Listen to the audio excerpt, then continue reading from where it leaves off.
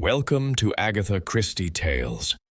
Tonight, we journey to the remote village of Thornwick, where ancient lanes converge at a crossroads marked by weathered stone and darker memory. Here, 20 years ago, a man was hanged for murder. But justice, like the mist that clings to these hedgerows, may have obscured the truth rather than revealed it. Hercule Poirot receives a summons he cannot ignore, a dying woman's confession that an innocent man went to the gallows. Now, the little gray cells must pierce 2 decades of silence, for in Thornwick, the past is never truly buried. It merely waits at the crossroads for midnight to strike again. Join us for Midnight at the Crossroads, a tale of old sins, village secrets, and justice delayed. This mystery is crafted in homage to the masterful Agatha Christie, whose genius we honor, though this enigma unfolds on our own terms. Before we begin, tell us in the comments, where are you joining us from tonight? Your presence illuminates our journey through these shadowed mysteries. Now, let the story unfold. Chapter 1. The Summons. The letter arrived on a Tuesday morning, carried by the ordinary post, yet bearing nothing ordinary within its creased envelope. I, Captain Arthur Hastings, had been enjoying a thoroughly pleasant breakfast with my friend Hercule Poirot in his immaculate London flat. The April rain streaked the windows in silver threads, and I confess my thoughts had drifted toward the racing pages when Poirot's sharp intake of breath recalled my attention. Hastings. His voice carried that particular quality I had learned to recognize over our years of friendship, the note of a hound catching an unexpected scent. This letter, it is most singular. I set down my toast. Poirot held the paper at arm's length, his egg-shaped head tilted at a precise angle, his magnificent mustaches fairly quivering with interest. The letter itself appeared unremarkable. Plain paper, neat handwriting in faded blue ink. What does it say? Poirot's green eyes met mine. It says, my friend, that 20 years ago, an innocent man was hanged for murder. And the woman who writes this claims she can prove it, but only if Hercule Poirot comes to her before she dies. I felt a chill that had nothing to do with the April damp. Good Lord. Indeed. Poirot smoothed the letter upon the tablecloth, his fastidious fingers pressing each crease flat. She writes from a village called Thornwick, in Dorset, a place I have never heard of. Yet she writes as though I should know it. Listen. He read aloud, his Belgian accent lending the words a peculiar gravity. Dear Monsieur Poirot, I am dying. The doctor gives me weeks, perhaps less. I had thought to carry my secret to the grave, but God has placed a weight upon my conscience that I can no longer bear. 20 years ago, at the crossroads outside our village, a man named Thomas Hartley was murdered. Samuel Greaves was arrested, tried, and hanged for the crime. I was a witness at his trial.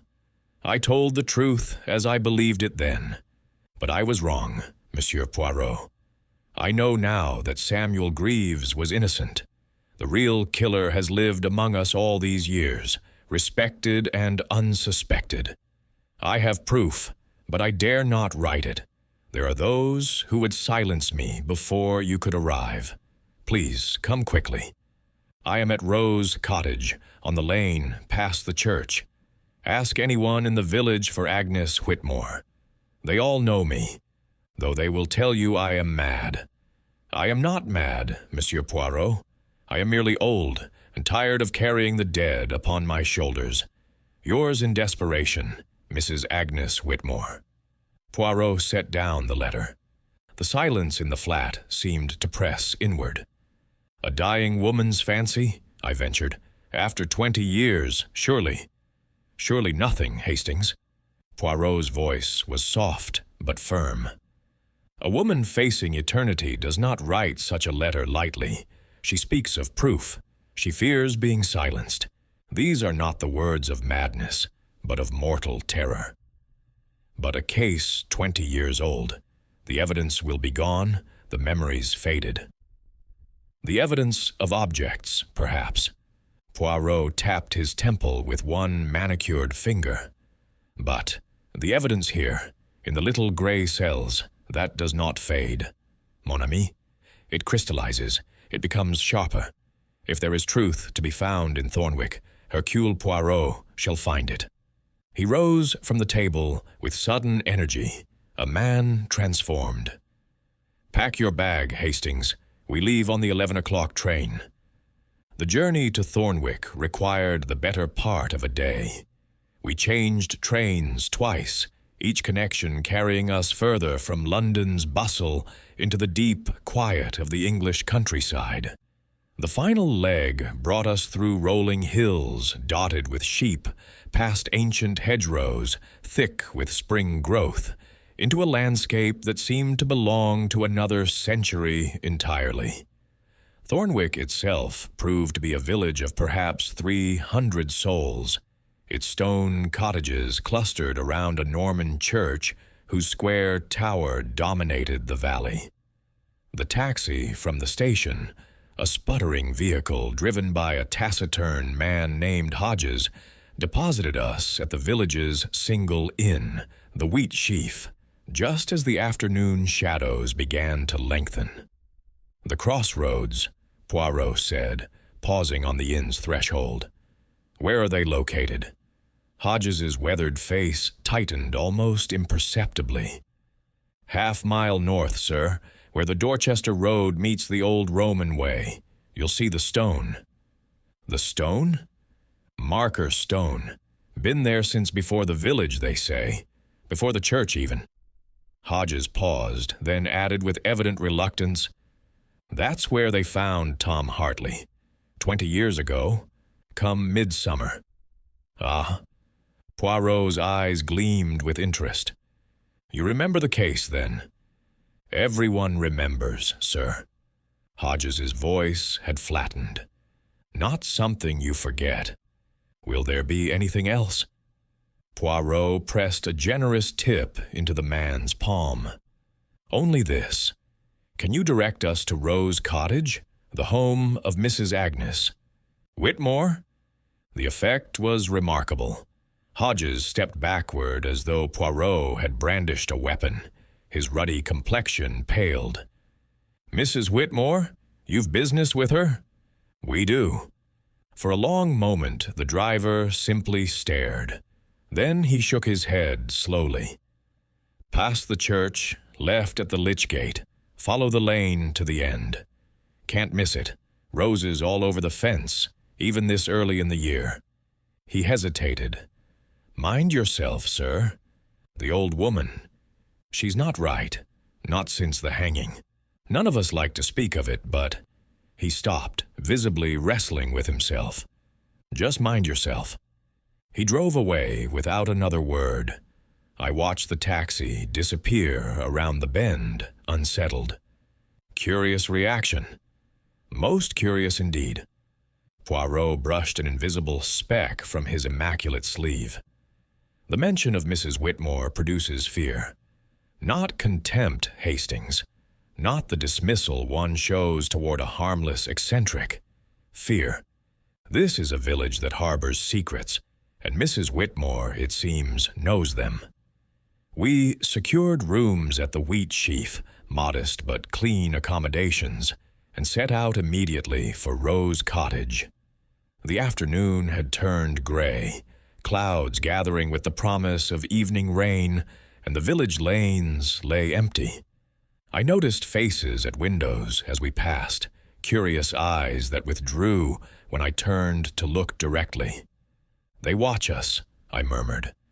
Naturellement, strangers are rare in such places, and strangers who ask about old murders, rarer still. Poirot's walking stick tapped a steady rhythm on the cobblestones. We disturb their peace, Hastings. The question is, what peace is it that we disturb? The church loomed before us, its gray stone darkened by centuries of English weather. The lych gate creaked as we passed through, and I noticed the graveyard stretching away to our left, ancient headstones tilting at irregular angles like crooked teeth. There, Poirot pointed with his stick, the lane.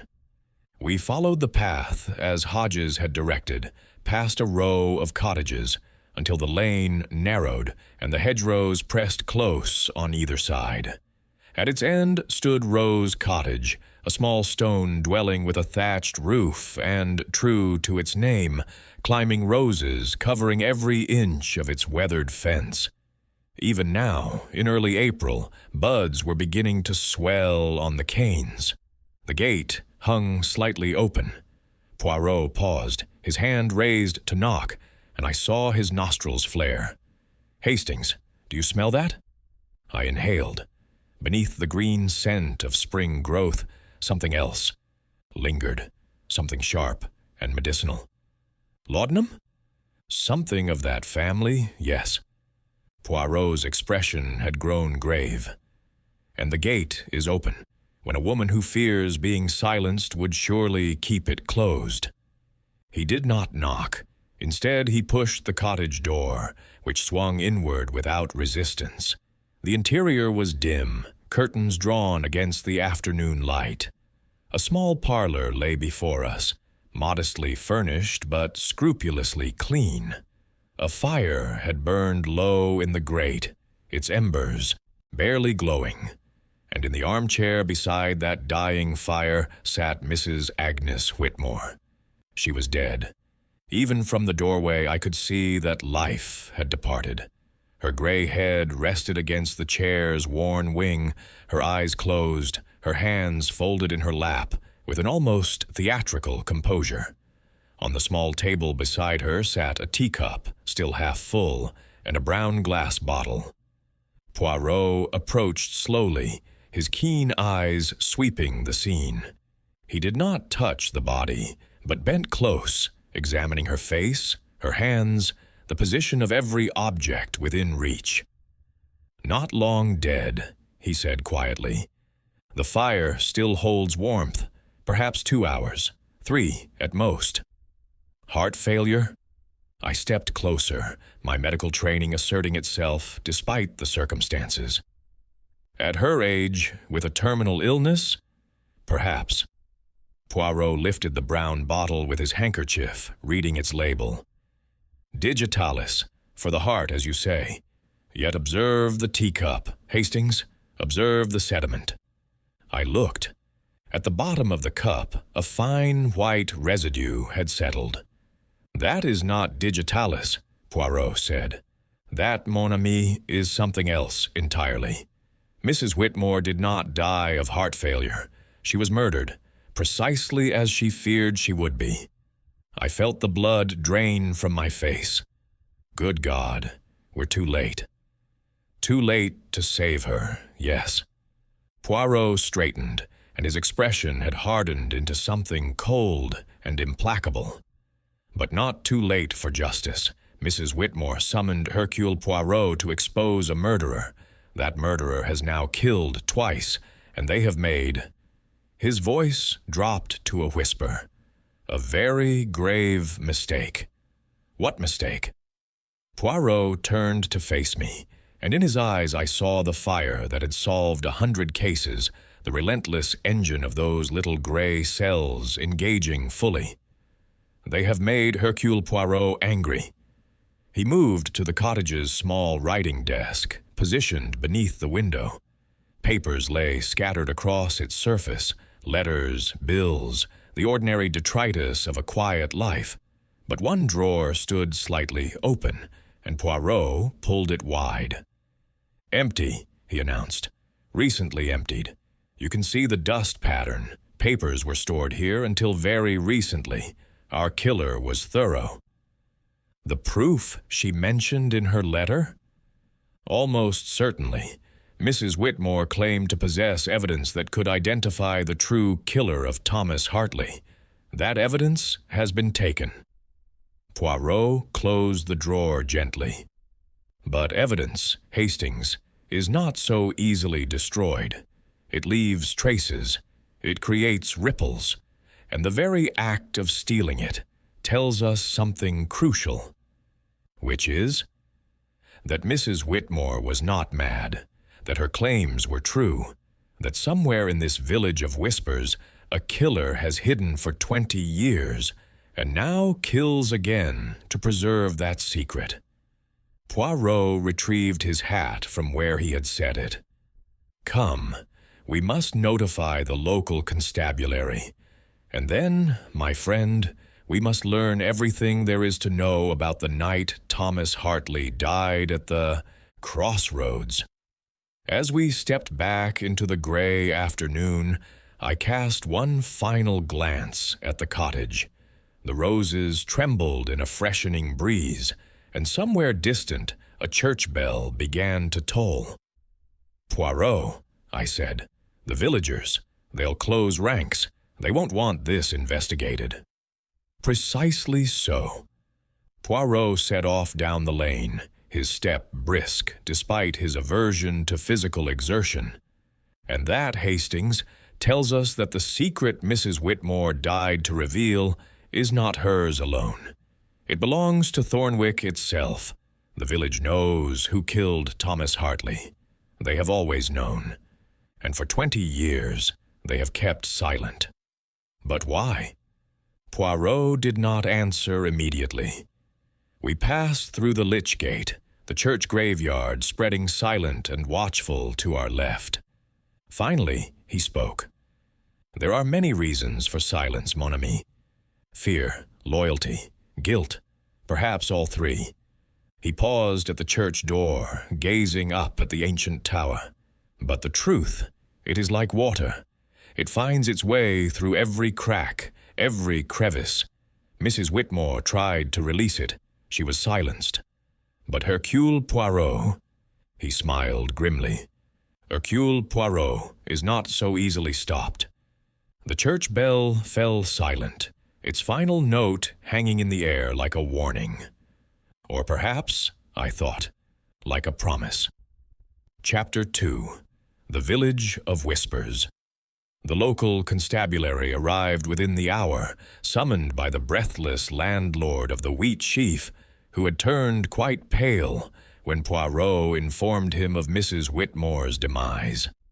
Constable Edwin Marsh was a stout man of perhaps 50 years, with the weathered complexion of one who spent more time managing errant sheep than investigating crimes. He stood in the doorway of Rose Cottage, his helmet clutched to his chest, staring at the mortal remains of Agnes Whitmore, with an expression that mingled shock with something I could not immediately identify. Relief, I realized suddenly. The man looked relieved. "Heart gave out, I expect," Marsh said, his voice overloud in the small parlor. "Dr. Fenchurch warned her it would happen.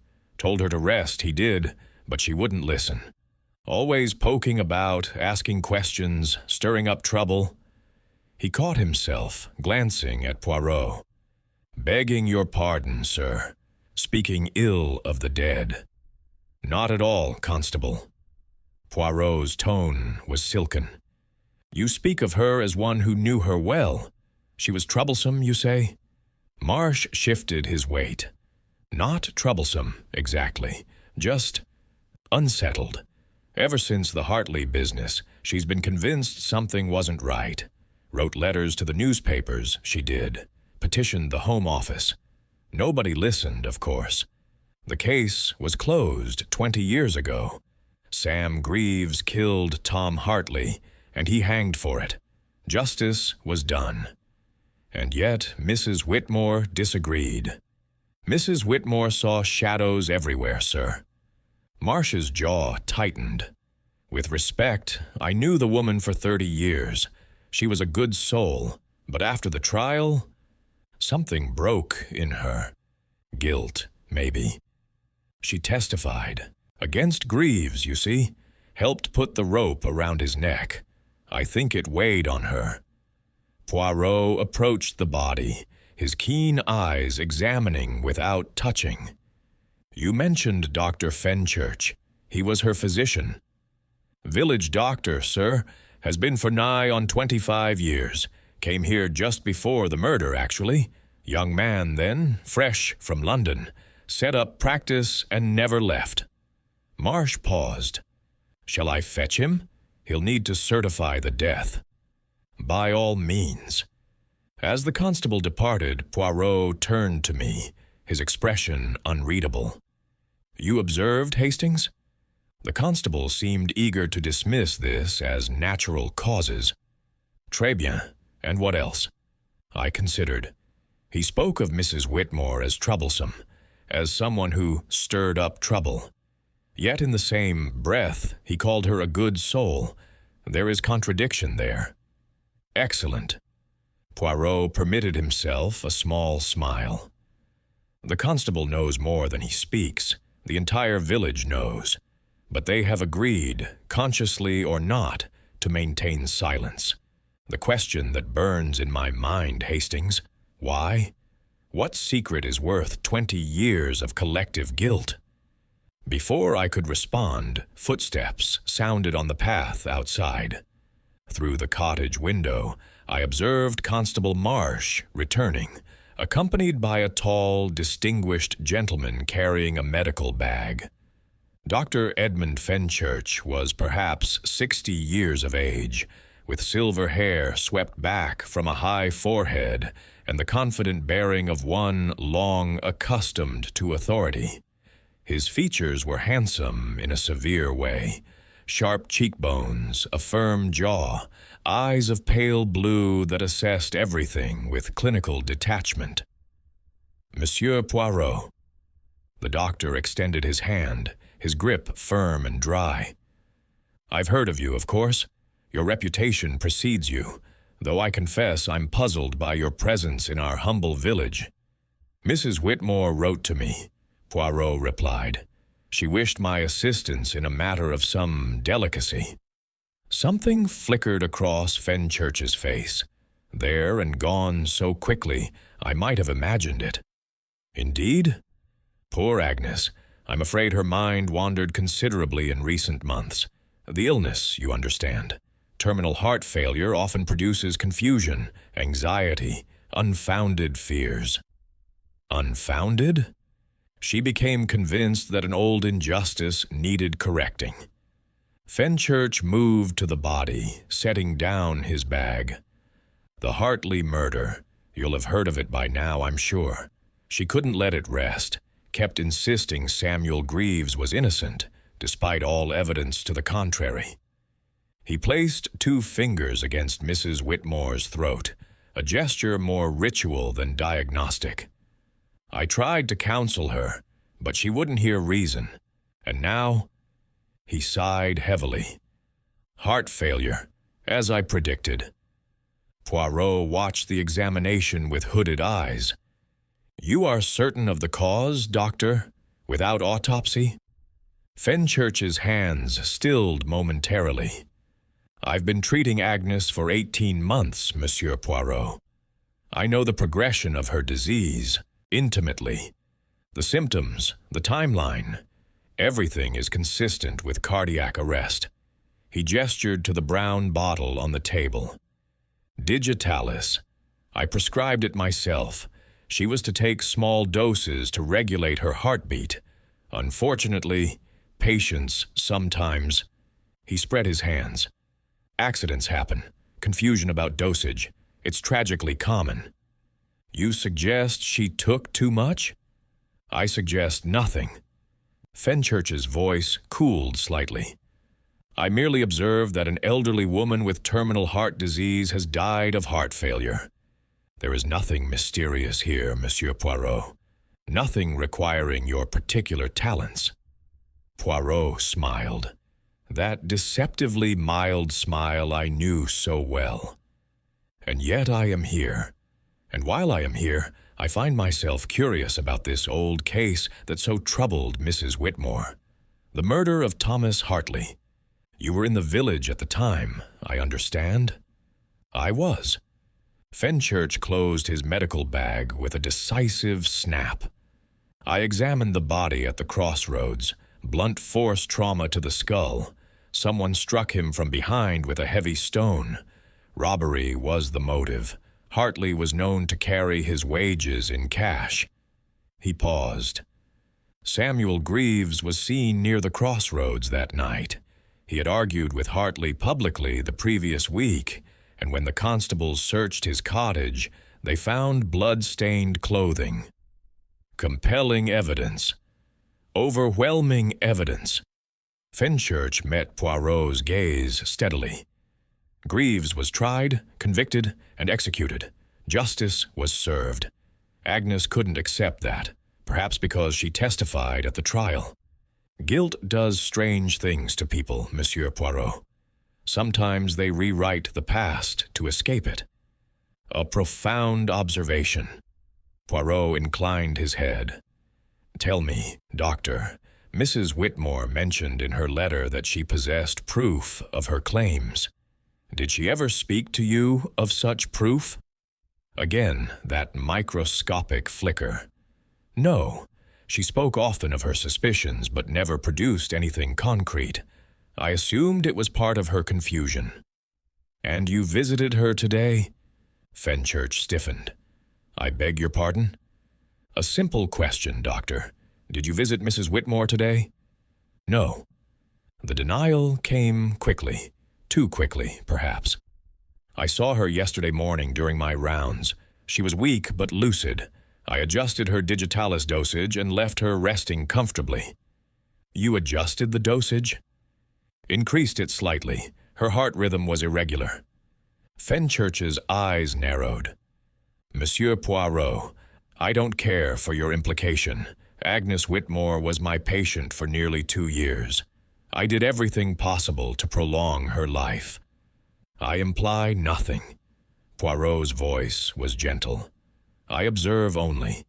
It is a habit of mine, one that sometimes discomfits those with nothing to hide and those with much to hide equally. I cannot always distinguish between the two until I have observed enough. You understand, I am sure. The two men regarded each other for a long moment. Then Fenchurch nodded curtly. I'll complete the death, certificate, and make arrangements for the body. Constable Marsh can answer any further questions about the Hartley case. He was a young constable himself at the time, eager and thorough. A ghost of a smile crossed his face. Though I suspect he'd rather you didn't ask. The village has worked hard to forget that unpleasantness. Your presence threatens to undo 20 years of carefully maintained peace. Peace, Poirot repeated softly. Yes, a curious word to describe the silence of guilt. Fenchurch departed without another word. Through the window, I watched him stride up the lane, his posture rigid with barely contained tension. Well? I asked. Poirot was examining the teacup again, his nose nearly touching the rim. Dr. Fenchurch is afraid, Hastings. Behind that mask of professional composure, he is very much afraid. You think he killed her? I think, Poirot set down the cup, that the good doctor adjusted Mrs. Whitmore's digitalis dosage yesterday. I think he had opportunity, means, and possibly motive, but thinking is not knowing, and Hercule Poirot does not accuse without certainty. He retrieved his hat. Come, we must visit the crossroads before darkness falls. I would see the place where Thomas Hartley met his end. The crossroads lay precisely half a mile north of the village, where the main road intersected with an ancient track that ran arrow straight across the countryside. Standing at their junction, I felt an unmistakable chill that had nothing to do with the evening damp. The old Roman way, Poirot murmured, gazing along the weathered path. 2,000 years old, perhaps more, and at its intersection with the modern road. He pointed with his stick. I saw it then. A standing stone, perhaps 4 feet tall, its surface worn smooth by countless centuries of wind and rain. Carved into its face, barely visible now, were symbols I did not recognize. Pre-Roman, I would estimate, Poirot said. A marker from before recorded history. The villagers would have known it well. A landmark, a meeting place, a location freighted with ancient significance. And a murder site. Indeed. Poirot walked slowly around the stone, examining the ground, the surrounding hedgerows, the sight lines in each direction. Thomas Hartley was struck from behind, the doctor said. Blunt force trauma. The killer approached unseen and dealt a single fatal blow. I surveyed the intersection. 4 approaches. The killer could have come from any direction. Or the killer could have been waiting. Poirot tapped his stick against the base of the stone. Hidden behind this marker, perhaps, knowing that Hartley would pass this way. A planned attack, Hastings, not a chance encounter. But Samuel Greaves was convicted, surely the evidence. The evidence was compelling, yes. Greaves argued with Hartley. Greaves was seen near the Crossroads. Greaves possessed blood-stained clothing. Poirot shook his head slowly.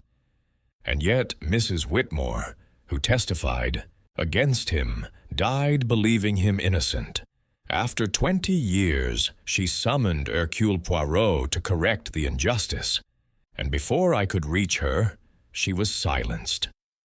If Greaves was innocent, then the real killer has lived in this village for 2 decades. Precisely so. Poirot's voice hardened. Living among his neighbors, attending church, sharing meals, watching the daughter of the man he helped hang grow up in the shadow of her father's disgrace. He paused. There is a daughter, you know. The constable mentioned that Greaves was survived by a child. She would be a woman now, in her late 20s, perhaps. I wonder if she still lives in Thornwick. Why would she stay, after what happened to her father? That, mon ami, is an excellent question. Poirot turned back toward the village, where lights were beginning to glow in cottage windows. Tomorrow we shall seek answers. Tonight, I must think. The little gray cells, they require order. They require pattern. And there is a pattern here, Hastings. I feel it, though I cannot yet see it. As we walked back toward the wheat sheaf, I noticed a figure watching us from the shadow of the lich gate. A woman, young, with dark hair escaping from beneath a worn shawl. She stood perfectly still, her eyes fixed on Poirot with an intensity that raised the hairs on my neck. We are observed, I murmured. Poirot had already seen her. He raised his hat in courteous acknowledgement, and the woman, startled perhaps by this direct recognition, turned and vanished through the churchyard. The daughter, I suspect, Poirot said quietly. She knows why we have come, and she is deciding, I think, whether Hercule Poirot is friend or enemy. Surely friend, if we're trying to clear her father's name. One would hope. Poirot's voice was thoughtful. But 20 years of injustice can breed strange fruit, Hastings. Sometimes the desire for vengeance becomes indistinguishable from the desire for truth. We must tread carefully. This village is a web of secrets, and we have only begun to pluck its threads. The rain that had threatened all afternoon finally arrived as we entered the wheat sheaf, falling in silver sheets that blurred the windows and isolated the village within a curtain of water. I thought of Mrs. Whitmore, lying cold in her cottage, her secrets stolen, her truth silenced. I thought of Dr. Fenchurch, with his careful words and flickering eyes. I thought of the woman at the lich gate, watching from the shadows. And I thought, before this matter is concluded, there will be more revelations, perhaps more deaths. Poirot, settling into a chair by the fire with a cup of tisane, seemed to read my thoughts. "Courage, mon ami," he said softly. "The darkest hour precedes the dawn. And Hercule Poirot?" He sipped his tisane with evident satisfaction. Hercule Poirot has never yet failed to bring the light. I wished I shared his confidence. Outside, the rain continued to fall, and somewhere in the darkness, a killer waited. Chapter 3. Echoes of the Gallows. Morning brought pale sunshine and a clarity to the Dorset air that seemed almost apologetic after the previous night's deluge. I found Poirot already at breakfast when I descended, his egg precisely centered on its plate, his toast cut into geometrically perfect triangles. "You slept well, Hastings?" "Tolerably." In truth, I had lain awake for hours, my mind churning over the events at Rose Cottage. "And you?" "The little gray cells, they do not sleep when there is work to be done." Poirot dabbed at his mustache with a napkin. "I have been considering the matter from every angle. There are questions that demand answers, and today we shall seek them. Where do we begin?" "With the past, mon ami, always with the past." He consulted a small notebook. "I have made inquiries of our host, the estimable Mr. Briggs. He has provided me with useful information. The trial records from Samuel Greaves's case are held at the county courthouse in Dorchester. But more immediately—" He paused for effect. The vicar of St. Michael's Church was present in Thornwick 20 years ago. He administered last rites to both Thomas Hartley and later Samuel Greaves before his execution. The vicar might remember details the official records omit. Precisely my reasoning. Furthermore, the daughter of Samuel Greaves, the woman we observed last evening, is named Ruth Greaves. She lives alone in her father's old cottage at the edge of the village and works as a seamstress.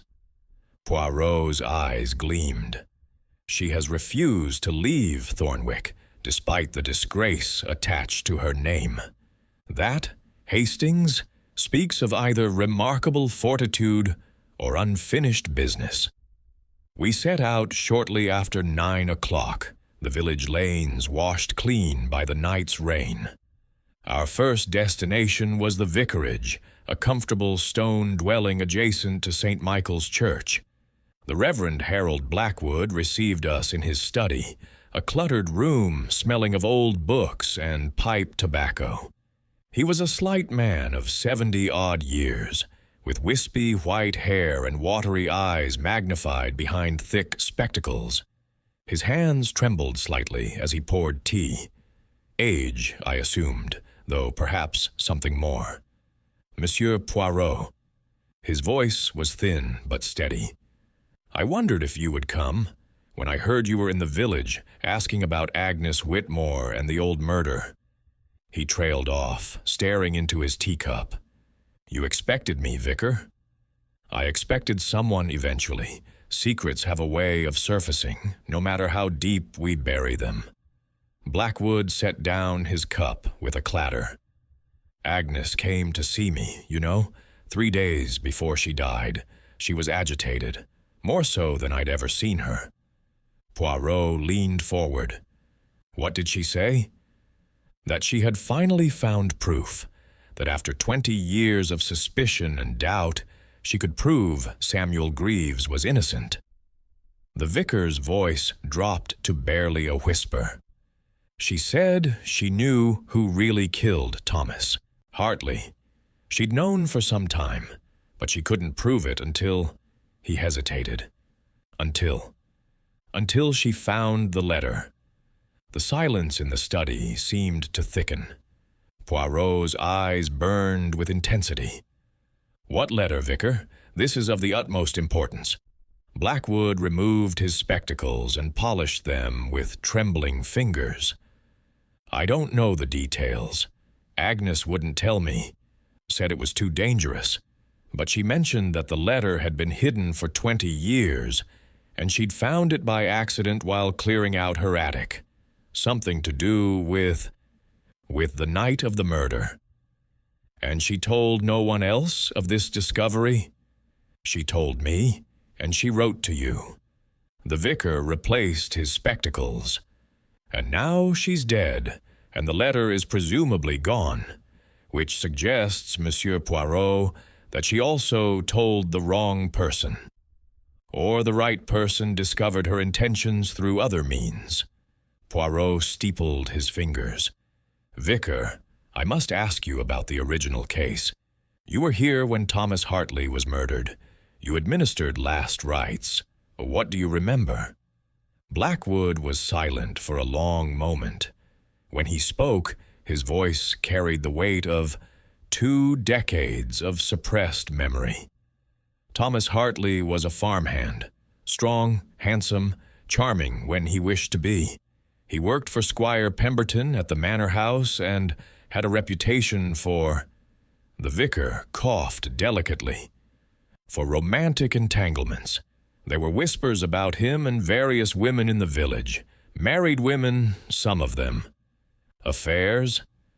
I cannot say with certainty, but the whispers were persistent." Blackwood shook his head. "Samuel Greaves confronted Hartley publicly, a week before the murder, accused him of seducing his wife. Ruth's mother, God rest her soul. She died of influenza the following winter, after Samuel was hanged. The scandal broke her." I felt a chill. "So Greaves had motive?" "Apparent motive, yes. The prosecution made much of it at the trial." The vicar's voice hardened slightly. "But I knew Samuel Greaves, Captain Hastings. I had known him since boyhood. He was a gentleman, quick-tempered, yes, but not violent, not capable of striking a man dead from behind in the darkness. Yet he was convicted, on the strength of 3 pieces of evidence." Blackwood held up his fingers. "First, he was seen near the Crossroads on the night of the murder by Agnes Whitmore herself, who was returning home from visiting a sick neighbor. Second, he had argued publicly with the victim. Third, and most damning, blood-stained clothing was found hidden in his woodshed." Poirot's eyebrows rose. "Hidden?" "Stuffed behind a stack of firewood. The constables found it during their search." The vicar paused. Samuel swore he had never seen the clothing before. He claimed someone had planted it. No one believed him. "And Agnes Whitmore's testimony. She saw him at the Crossroads. She saw a man, at a distance, in darkness. She believed it was Samuel. At the trial, she identified him with certainty." Blackwood's voice grew heavy. "But afterward, she began to doubt. She told me, years later, that she couldn't be sure.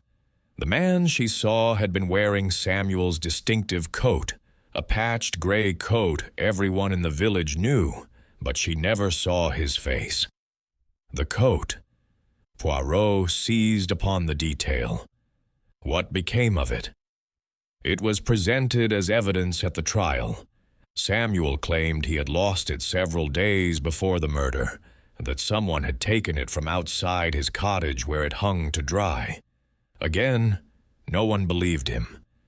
I exchanged a glance with Poirot. The implications were obvious. If the coat had been stolen, the killer could have worn it deliberately to frame Samuel Greaves. "One more question, Vicar." Poirot's voice was soft but insistent. "You spoke of whispers regarding Thomas Hartley and married women. Were any specific women mentioned?" Blackwood's face closed like a door slamming shut. I am bound by confidences, Monsieur Poirot. What is spoken in confession. I do not ask you to violate the seal of confession. I ask only what was common knowledge, what was whispered in the village, what anyone might have heard. The vicar wrestled visibly with his conscience. Finally he spoke, each word dragged forth with effort. There was talk of Hartley and the squire's wife, Lady Pemberton, but also, he swallowed.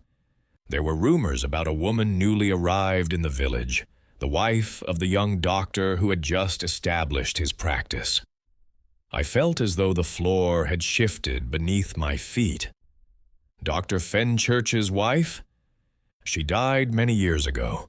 Consumption, they said. But yes, before her death, there were whispers. Blackwood rose abruptly, moving to the window. I have said too much. These are old rumors, old wounds. The people involved are dead or destroyed.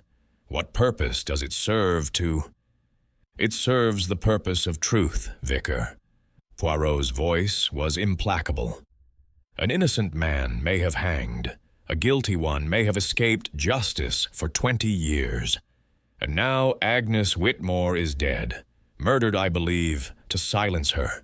The truth is the only weapon we possess against such evil.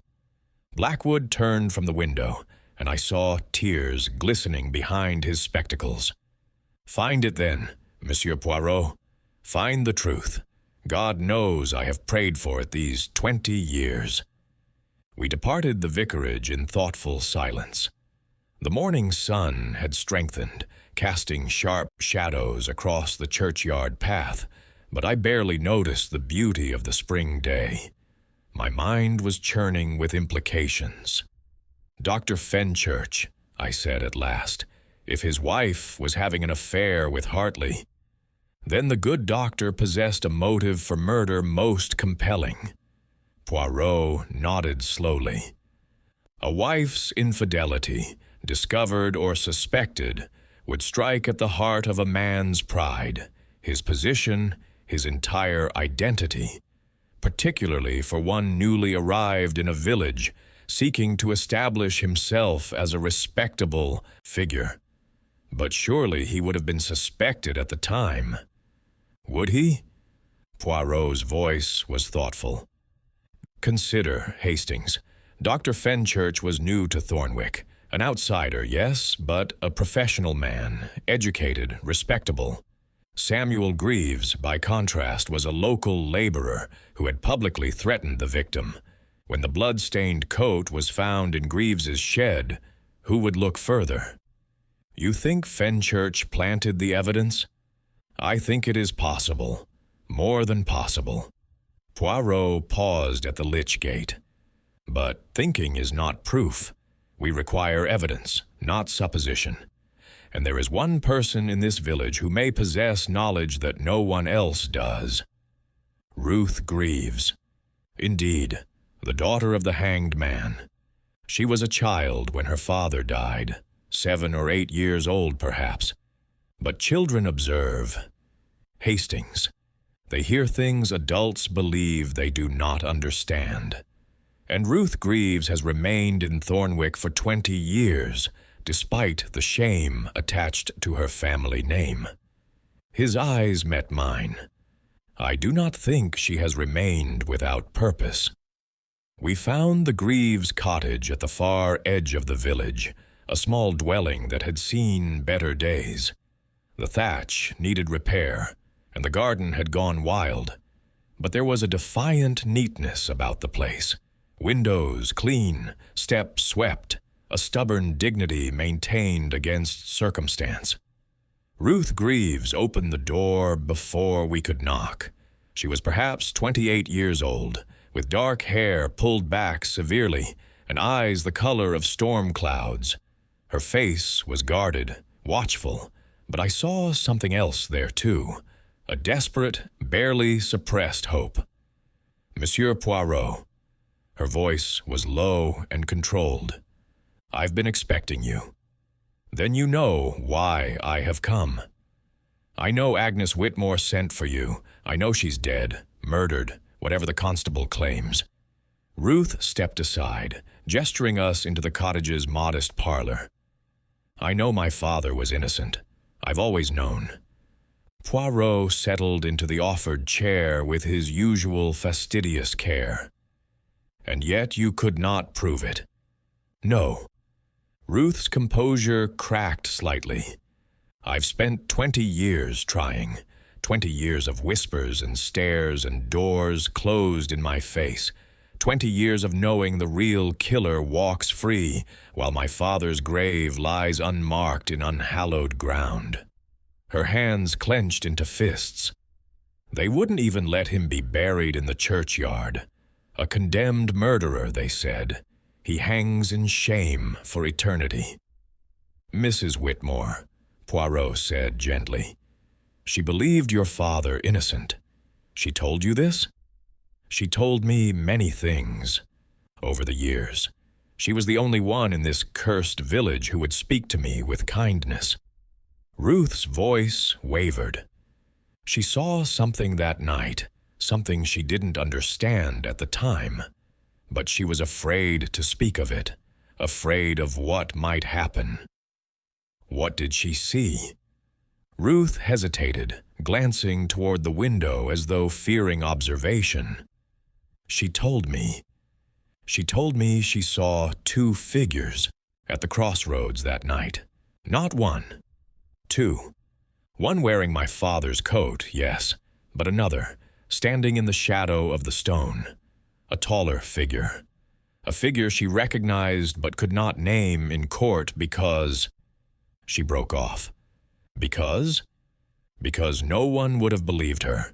The other figure was someone important, someone respectable, someone who could not possibly have been there. Poirot leaned forward, his eyes blazing with intensity. Who, mademoiselle? Who did Agnes Whitmore see? Ruth Greaves met his gaze, and in her eyes I saw the accumulated weight of 20 years of injustice, 20 years of waiting, 20 years of silent accusation. She never told me the name, but she said... Ruth drew a shaking breath. She said it was someone who came to Thornwick to heal, but brought only death. Someone trusted by everyone.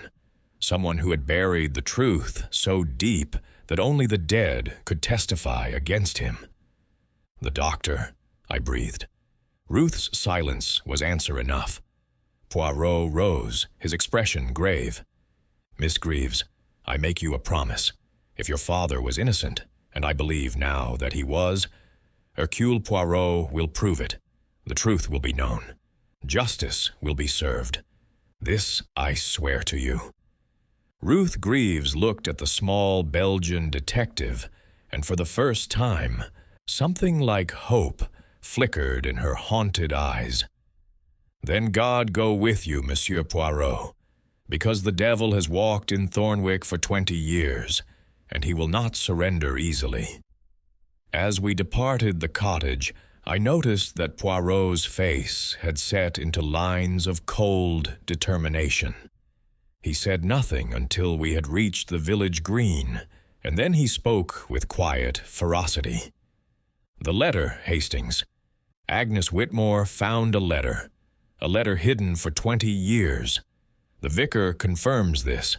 The letter was proof, and now the letter has vanished. He stopped, turning to face me. We must find that letter. Without it we have suspicion, but no evidence. With it, his eyes gleamed. With it, we have everything. But where could it be? The killer took it from Rose Cottage. Did he? Poirot's mustache twitched. Perhaps. Or perhaps Agnes Whitmore was cleverer than her murderer supposed. She knew she was in danger. She said as much in her letter to me. Would she truly leave such vital evidence where it could easily be found and destroyed? You think she hid it elsewhere? I think, Poirot said slowly, that we must search more carefully. And I think that tonight, under cover of darkness, the killer may return to ensure that no trace of evidence remains. His smile was grim. "When he does, Hastings, Hercule Poirot will be waiting." Chapter 4. The Midnight Witness. The afternoon passed in a curious mixture of activity and waiting. Poirot dispatched me to the village shop, a cramped establishment run by a sharp-eyed widow named Mrs. Hartwell, with instructions to purchase nothing of consequence while listening to everything. The village shop, Hastings, is the heart of rural intelligence, he had explained. Every rumor, every whisper, every sideways glance passes through its doors. You will learn more in 1 hour among the cabbages than I could extract in a day of formal questioning. He was not wrong. Mrs. Hartwell proved to be a fountain of information, requiring only the gentlest prompting to overflow. I learned that Dr. Fenchurch had been a handsome devil in his youth, that his wife, Eleanor, had been delicate and prone to melancholy, and that she had died of consumption barely 2 years after the Hartley murder, though some whispered it was a broken heart that truly killed her. Devoted to her the doctor was, Mrs. Hartwell confided, weighing out a 1/4 pound of tea I did not need. Or so everyone thought, but there were those who said she changed after Tom Hartley died. Went quiet, she did, stopped attending church, barely left the house. The widow's eyes glittered with decades-old gossip. Some said she knew something she couldn't live with. About the murder? Who's to say? Mrs. Hartwell's face closed with the practiced discretion of one who traffics in secrets. She's been dead 18 years now. Whatever she knew, she took it to her grave. I returned to the wheat sheaf, laden with unnecessary provisions, and a head swimming with implications. I found Poirot in our private sitting room, poring over a sheet of paper covered in his precise handwriting. "You have learned something, Hastings. I see it in your face." I relayed Mrs. Hartwell's gossip. Poirot listened intently, his fingers steepled beneath his chin. "Eleanor Fenchurch," he murmured when I had finished. "The wife who changed after the murder, who withdrew from society, who died within 2 years, ostensibly of consumption." He shook his head slowly. "The timing, it is suggestive. A woman burdened by guilt, or by knowledge she dared not speak, might well decline in such a manner." "You think she knew her husband was the killer?" "I think it is possible she knew more than she could bear." Poirot rose, moving to the window. "Consider the scenario, Hastings. Thomas Hartley, the handsome farmhand, conducts an affair with the young doctor's wife. The doctor discovers this betrayal. In a rage, or perhaps with cold calculation, he kills his rival.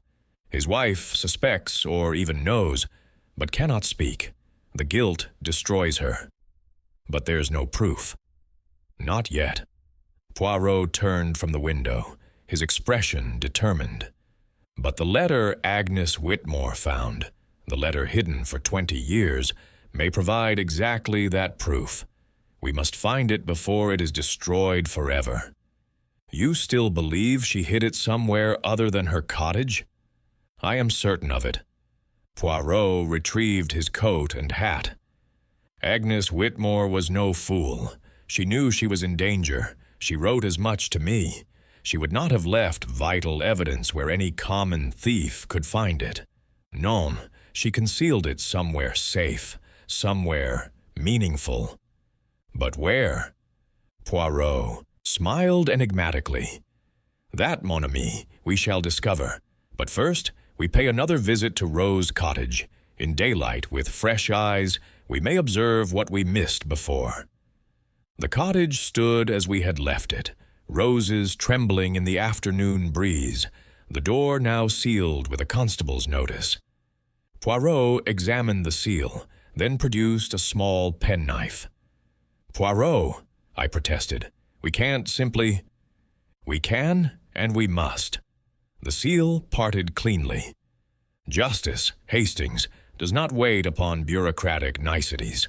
Besides, he pushed open the door. I suspect Constable Marsh would prefer we investigate quietly rather than request official permission he would be obliged to refuse. The cottage interior remained undisturbed, the teacup still sitting beside the cold hearth, Mrs. Whitmore's chair now empty, but somehow still bearing the impression of her final hours. I felt a chill as we entered, the weight of death pressing upon the air. Poirot moved methodically through the small space, examining every surface, every corner. He opened drawers and closed them, peered behind furniture, even lifted the edges of the faded carpet. "The desk," he murmured, returning to the writing table. "This is where she kept her papers. This is where the killer searched." He pulled open the empty drawer we had observed before, running his fingers along its interior. Then he paused, his eyebrows rising. "Hastings, observe." I moved closer. At first I saw nothing unusual, merely an empty wooden drawer. But Poirot's finger traced a line along the base. "The depth, it is wrong. From the outside, this drawer should be deeper by at least 2 inches, but from the inside—" He pressed firmly against the wooden base, and with a soft click, a false bottom sprang loose. Beneath it lay a single envelope, yellowed with age. "Mon Dieu," Poirot breathed. "She was clever, our Agnes, very clever indeed." He lifted the envelope with trembling fingers. It was addressed in faded ink to Mrs. Eleanor Fenchurch, at an address in London. The postmark was dated 3 weeks before the Hartley murder. "A letter to the doctor's wife," I said. "From whom?" Poirot extracted the contents carefully, a single sheet of paper, the handwriting bold and masculine. He read aloud, "My dearest Eleanor, I cannot continue this deception. You speak of running away together, of starting fresh where no one knows us. But I am not the man you believe me to be. I have debts, serious debts, that I cannot escape. Gambling debts, if you must know the shameful truth. Your husband has offered to pay them. In exchange, I am to leave Thornwick forever and never contact you again. He knows everything, Eleanor. He confronted me yesterday. I have never seen such cold fury in a man's eyes. I am writing to tell you I have accepted his offer. By the time you receive this, I shall be gone. Perhaps it is better this way. Edmund is a dangerous man, more dangerous than you know. Do not trust him, Eleanor. Do not trust him. Forgive me, Thomas." The silence that followed seemed to echo through the cottage. "Thomas Hartley," I managed at last. "He was planning to leave. He had accepted money from Dr. Fenchurch to disappear. And yet he never left." Poirot's voice was grim. "He wrote this letter, warning Eleanor that her husband was dangerous, and within 3 weeks he was dead at the Crossroads, and this letter was never sent. The doctor intercepted it? Or Thomas Hartley never had the chance to post it. Perhaps he changed his mind. Perhaps he decided to stay, to continue the affair despite the danger. Or perhaps—" Poirot paused, his eyes widening. "Perhaps he was killed before he could leave. But how did Agnes Whitmore come to possess this letter?" Poirot examined the envelope again. It was addressed to Eleanor Fenchurch in London, perhaps her family home, before she married. But the letter was never posted. It remained in Hartley's possession, or perhaps in someone else's. Someone who found it after the murder. Exactement. Poirot's mind was racing. I could see the little gray cells firing behind his eyes. Samuel Greaves was arrested, tried, and hanged. His cottage would have been searched, his possessions examined, then eventually cleared away. If this letter was found among his effects, it would have proved his innocence, I exclaimed. It shows Fenchurch knew about the affair, that he had threatened Hartley. Precisely, which means someone concealed it. Someone ensured this letter never reached the authorities. Poirot's voice dropped to barely a whisper. Someone who wanted Samuel Greaves to hang. But who? And how did it end up in Agnes Whitmore's attic? These questions, they burn. Poirot carefully replaced the letter in its envelope and slipped it into his pocket. But we are closer now, Hastings. Much closer. The letter speaks of gambling debts. Debts Dr. Fenchurch offered to pay. This was the lever, the means of forcing Hartley to leave. But something went wrong. Hartley reneged on the agreement? Perhaps. Or perhaps Dr. Fenchurch never intended to let him leave at all. A man who has been cuckolded does not easily forget. The insult burns. The rage festers. Poirot shook his head. To pay off your wife's lover and watch him walk away free, it would be intolerable to a proud man. Far better to silence him forever. We departed the cottage, Poirot carefully replacing the constable's seal as though it had never been disturbed. The afternoon shadows had lengthened, and the village lane lay quiet and watchful. What now? I asked. Now we wait. Poirot's expression was thoughtful. The killer does not know we have found the letter. He believes he has silenced Agnes Whitmore and destroyed her evidence. Tonight, he may return to ensure nothing remains. Or he may believe himself safe. A cold smile crossed his face. Either way, I think it is time to apply pressure, to force our murderer into the open. How? By letting it be known that Hercule Poirot has discovered something damning, something that will expose the truth at last. He turned to me, his eyes gleaming. Hastings, I want you to visit the village shop once more. Purchase something trifling, and let it slip. Casually, as though you do not realize its significance, that I have found evidence in Rose Cottage, evidence that points to the real killer. You want to bait a trap. I want to provoke a reaction. A guilty conscience is a powerful force, mon ami. The killer has maintained his secret for 20 years. The thought that it might now be exposed... Poirot shrugged. He will not be able to resist investigating, and when he does, we shall be watching. I did as Poirot instructed. Mrs. Hartwell's eyes widened as I mentioned with studied carelessness that my friend had discovered something extraordinary in Mrs. Whitmore's cottage. Within the hour, I was certain the entire village would know. That evening, we dined quietly at the wheat sheaf, Poirot seemingly absorbed in his roast lamb and vegetables, but I noticed his eyes straying repeatedly to the window, watching the street outside as darkness gathered. At 10 o'clock, we slipped out through the inn's back entrance and made our way through the shadowed lanes to Rose Cottage. The night was clear but moonless, stars scattered across the black vault of the sky like scattered diamonds. Our breath misted in the cold air as we took up position behind the ancient yew tree that stood sentinel in the cottage's neglected garden. Now we wait, Poirot murmured, and we watch. The hours crawled past. My legs grew stiff, my feet numb with cold.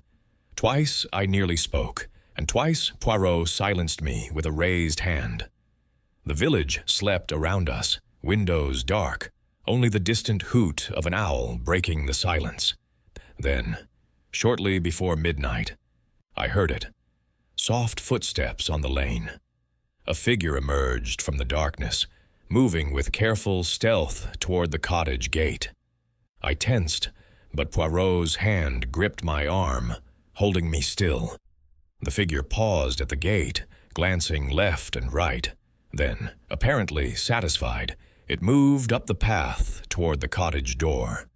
Moonlight breaking through the clouds illuminated the face for just an instant, enough to recognize. It was not Dr. Fenchurch. It was Constable Edwin Marsh. He produced a key from his pocket. The constable's key, I realized, used to seal the premises, and let himself inside. Through the cottage window, I saw the flicker of a shuttered lantern. "The constable," I breathed, but, "Hush!" Poirot's voice was barely audible. "We observe. We learn." Minutes passed. Inside the cottage, the lantern moved from room to room. I heard the sounds of searching, drawers opening, furniture shifting. Then, abruptly, the light went out. Marsh emerged from the cottage, his face pale in the starlight. In his hands, he clutched what appeared to be papers, documents of some kind. He stuffed them into his coat and hurried away down the lane, moving with the urgency of a man afraid.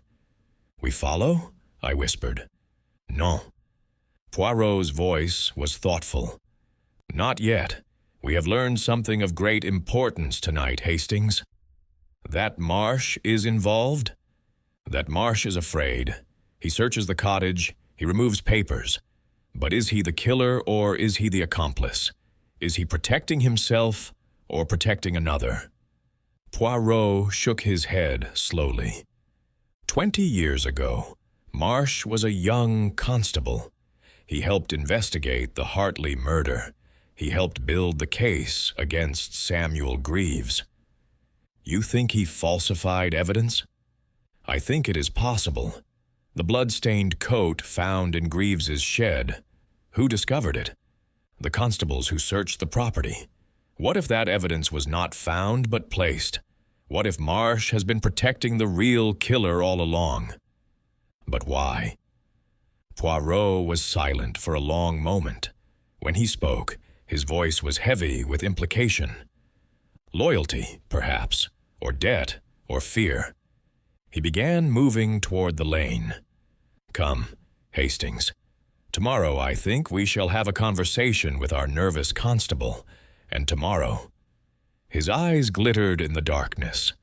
"The truth begins to emerge."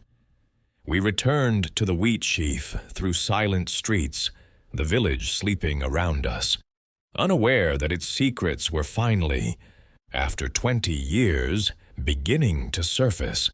But I could not shake the feeling that we were being watched. Chapter 5. The Thread Unravels. Morning arrived gray and sullen, clouds pressing low over the Dorset hills like a mourner's veil. I had slept poorly, my dreams troubled by images of shadowed figures at crossroads and letters that crumbled to dust in my hands. Poirot, by contrast, appeared refreshed and alert, his mustaches waxed to perfect symmetry, his eyes bright with the peculiar energy that always possessed him when a case approached its climax. "Today, Hastings," he announced over breakfast, "we confront, we accuse, we force the truth into the open." "Marsh first?" "No." Poirot shook his head. "We save the constable for later.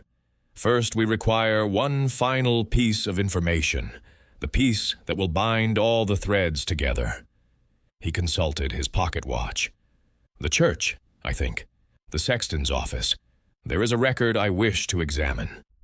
"What record?" "Patience, mon ami. All shall become clear." We finished our meal and set out through the village lanes. The residents of Thornwick watched us pass with undisguised suspicion now. Word of our investigation had spread, and the carefully maintained silence of 20 years was beginning to crack. I saw curtains twitch, heard doors close as we approached. St. Michael's Church stood ancient and solid against the gray sky, its square Norman tower, a monument to centuries of worship and, I suspected, centuries of buried secrets. We found the sexton, an elderly man named Coggins, in a small office adjacent to the vestry, surrounded by ledgers and parish records. Monsieur Poirot. Coggins rose, stiffly, his rheumy eyes wary. The vicar said you might come calling. What is it you need? A simple matter, Monsieur Coggins. I wish to examine the church bell records from 20 years ago, the night Thomas Hartley was murdered. Coggins blinked. Bell records? Oui. When the bells are rung, for services, for funerals, for any occasion, it is recorded, is it not? The time, the purpose, the person who requested the tolling. Well, yes. Coggins moved to a dusty shelf and retrieved a leather-bound volume. We keep records of everything, have done for 200 years. He placed the book on the desk and began turning pages. 20 years ago, you say? The Hartley murder. That would have been June. Mid-June, as I recall. The 15th of June. Right you are. Coggins found the page and turned the book toward Poirot. Here we are. June 1898. Poirot bent over the ledger, his keen eyes scanning the entries. I watched his expression shift. Surprise, then understanding, then grim satisfaction. Hastings. His voice was barely a whisper. Look at this. I leaned in. The entry for June 15th, 1898 read, Midnight toll requested by Dr. E. Fenchurch. Single bell, 1 minute duration. Purpose, private memorial for deceased relative. Bell rung by sexton, J. Coggins, Sr., at 12 wine precisely. A midnight toll, I breathed, on the night of the murder. Requested by Dr. Fenchurch himself. Poirot straightened, his eyes blazing. Tell me, Monsieur Coggins, did you ring this bell, or was it your father? My father. God rest him. He was sexton before me. Died 10 years past. Coggins frowned. I remember him mentioning it, though. Said it was an odd request. Midnight toll for a relative nobody knew the doctor had lost. But Dr. Fenchurch paid well, and father didn't ask questions. And the bell? It would have been heard throughout the village? Throughout the village and beyond. The old bells carry for miles on a quiet night. Poirot nodded slowly, his expression thoughtful. One more question, Monsieur Coggins. The Crossroads, where Thomas Hartley was found, can the church bells be heard clearly from that location? Clear as day, or clear as night, I should say. Coggins chuckled at his own joke, then sobered. Why do you ask?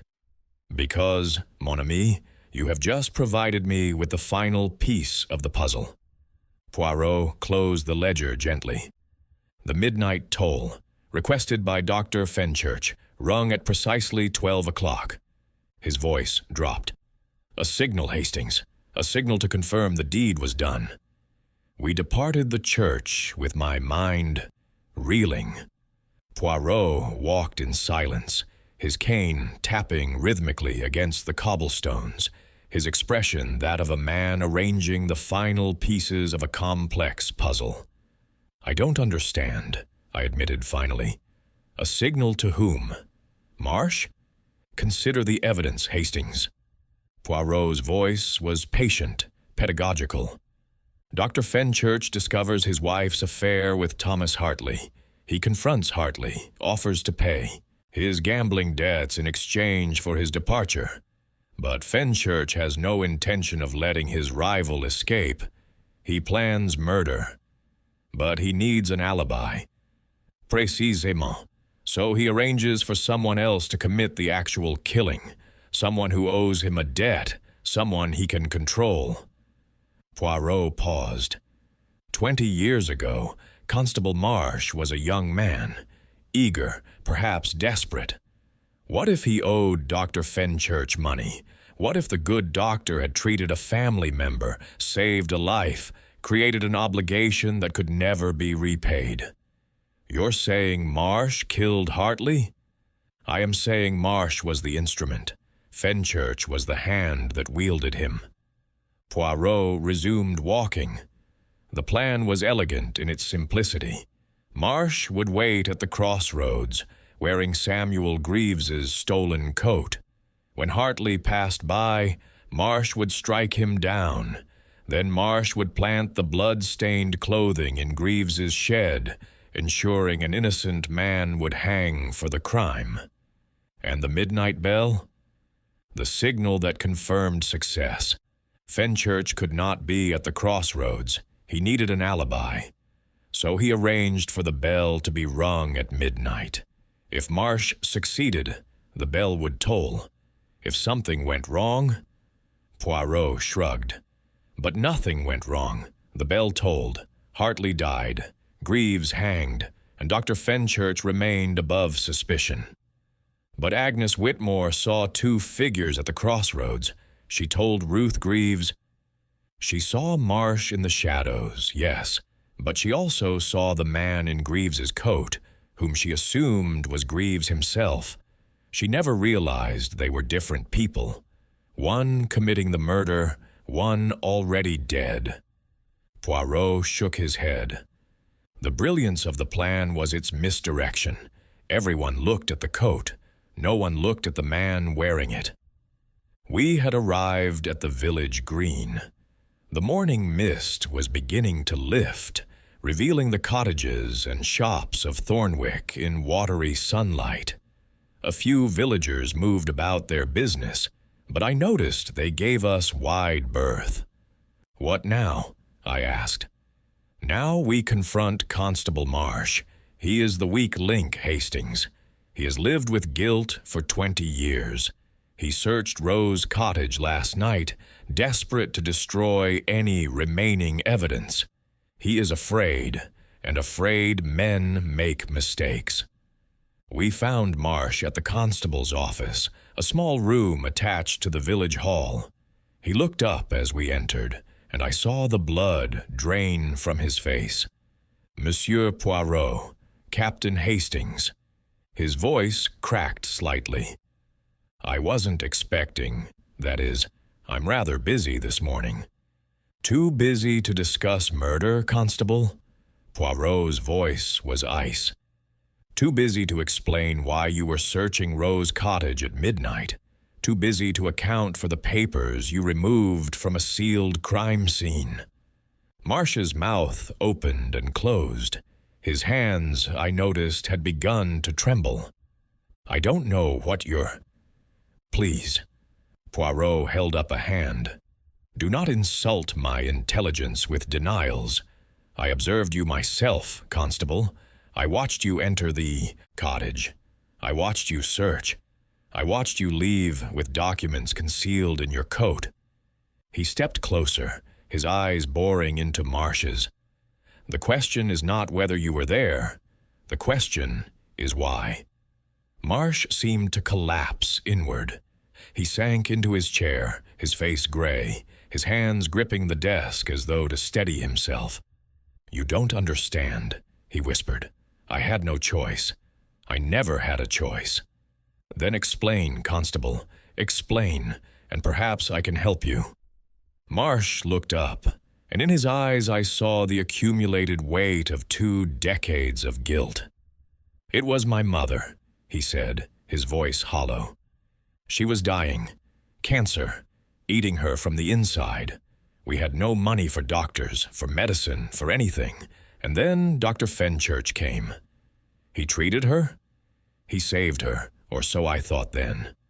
Marsh laughed bitterly. "She lived another 15 years, died peacefully in her sleep, and all it cost me was my soul. The doctor demanded payment. Not money. He knew I had none." Marsh's voice dropped. "He came to me a week before Hartley died, said he needed help with a problem, said I owed him, said my mother's life was payment enough." He shuddered. "I thought he meant something simple, running an errand, keeping a secret. I never imagined. But you went to the Crossroads that night? I wore Greaves's coat. Dr. Fenchurch had stolen it days earlier, said it was necessary for the plan. I waited by the stone, hidden in the shadows. Marsh's voice had become mechanical, reciting a confession long rehearsed in the darkness of his own mind. When Hartley came walking down the road, I stepped out. He saw me, saw the coat, and he laughed. "Sam Greaves," he said, "come to defend your wife's honor?" And then he broke off, burying his face in his hands. "You struck him with a stone. One blow. He went down and didn't move. I checked for a pulse. There was nothing. And then I ran. Left the coat behind as the doctor instructed. Went home and waited." His voice cracked. "At midnight I heard the church bell toll, and I knew there was no going back. And afterward, the blood-stained clothing found in Greaves's shed, the doctor provided it. I planted it during the search, pretended to find it behind the firewood." Marsh looked up, tears streaming down his weathered cheeks. I told myself it didn't matter. Greaves was just a laborer, nobody important. And my mother was alive. My mother was alive. The silence in the small office was absolute. I felt sick, physically ill with the horror of what I was hearing. An innocent man had hanged so that this constable could save his mother. The calculus of human desperation reduced to its most terrible equation. And Agnes Whitmore? Poirot's voice was soft now, almost gentle. She discovered the truth? She found the letter, Hartley's letter to Eleanor Fenchurch. Marsh wiped his eyes. "I don't know how. She said she'd been cleaning her attic, found a box of old papers that had belonged to her late husband. He was the village postmaster before he died. Somehow the letter ended up in his effects. Never delivered, never discovered. She confronted you. She confronted the doctor, showed him the letter, demanded that he confess." Marsh shook his head. "She should have known better. Fenchurch doesn't confess. He eliminates problems. He poisoned her. He told me afterward, said it was necessary, said we were both in too deep to stop now." Marsh's voice hardened. "I searched the cottage last night because he ordered me to. He wanted any remaining evidence destroyed, but I didn't find anything. I didn't know about the false bottom in the drawer." Poirot reached into his pocket and withdrew the yellowed envelope. "This is what Agnes Whitmore died to protect. Thomas Hartley's final letter, proving that Dr. Fenchurch knew of the affair, that he threatened his rival, that he is, beyond any doubt, the architect of murder." Marsh stared at the letter as though it were a serpent.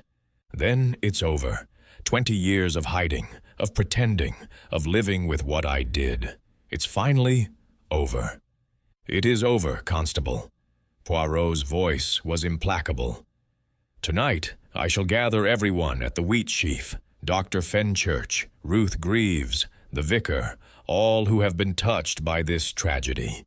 And there, in the presence of witnesses, I shall reveal the truth.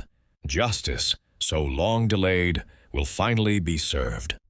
Marsh nodded slowly, a man already condemned. "What would you have me do?"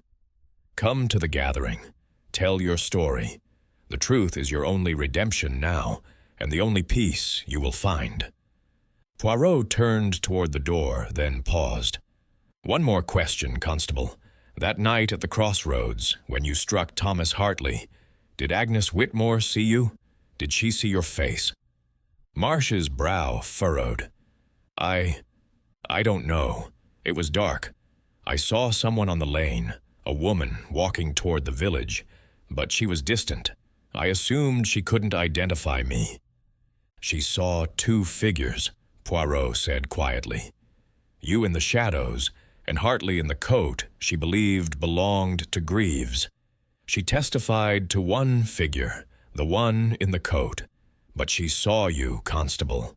She saw you, and for 20 years she wondered. He departed without another word, leaving Edwin Marsh alone with the ghosts of his choices. The afternoon passed in preparation. Poirot sent messages to Dr. Fenchurch, Ruth Greaves, Vicar Blackwood, and the landlord of the Wheat Sheaf, requesting their presence at 8 o'clock for a matter of grave importance. He revealed nothing of his intentions, allowing the anticipation to build. At 7 o'clock, as I dressed for the evening's confrontation, a knock sounded at my door. I opened it to find Ruth Greaves, her face pale but determined. "Captain Hastings, I must speak with Monsieur Poirot. It's urgent." I led her to Poirot's room, where he received her with grave courtesy. "Miss Greaves, you have something to tell me?" "I've remembered something." Ruth's voice trembled. "Something my mother told me years ago, before she died, about the night my father was arrested." "Please, continue." "She said—" Ruth drew a steadying breath. "She said that Dr. Fenchurch came to our cottage that night, before the constables. He came alone, carrying a bundle wrapped in cloth. He spoke to my father privately in the woodshed. My mother thought it was strange, but she didn't question it. He was the doctor, after all. Respectable." "The blood-stained clothing," Poirot murmured. "Fenchurch brought it himself. He planted it before the official search. My father never had a chance." Ruth's eyes burned with decades of suppressed fury. "He was framed from the beginning, by the doctor who came to help him." Poirot rose and took her hands in his. "Miss Greaves, tonight your father's name will be cleared. The truth will be known. I give you my solemn word." Ruth Greaves nodded, tears sliding down her cheeks. "Then my 20 years of waiting will finally end." "They will end," Poirot promised. "Justice is coming at last." Chapter 6. Justice at the Crossroads. The private dining room of the Wheat Sheaf had been arranged according to Poirot's precise specifications. A fire crackled in the grate, casting dancing shadows across the oak-paneled walls. Chairs had been positioned in a semicircle facing the hearth, where Poirot would stand to deliver his revelations. A small table beside him held the evidence we had gathered: the yellowed letter, the sexton's logbook, Constable Marsh's written confession, obtained that afternoon. By 8 o'clock, the room had filled with an atmosphere of barely suppressed tension.